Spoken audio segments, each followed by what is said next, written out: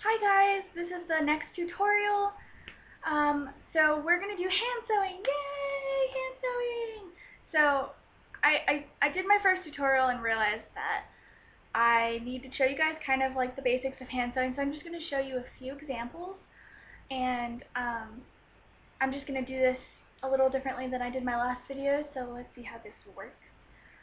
Also, I also want to point out, like, I'm using examples. I got this really good book, and it's I highly recommend it. So this is the book I use. I think I bought it for about $25 or $30 on Amazon. You could shop around. It's really not that expensive, but it has a lot of good examples, a lot of good like instructions for things, and I really like it a lot. So I'm going to be using that as a basis, plus I've already done a lot of these samples. So the samples that I'm going to be going over are half back stitch, slip stitch, whip stitch, blanket stitch, and blind hem stitch. So I'll explain those as I go ahead and go through them.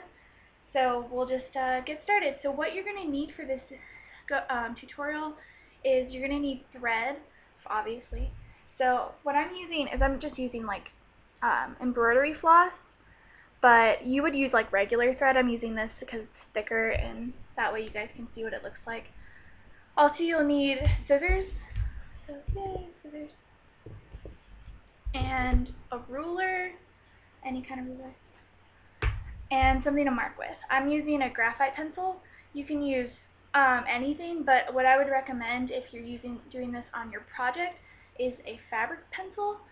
But graphite works just as equally well if you're working on something light, because it shows up, and if you don't mark too hard, you can rub it off.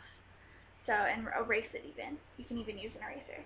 So just make sure you don't use like markers or pens or stuff that's going to stain or show up on the garment. You just want it to be like ever so light.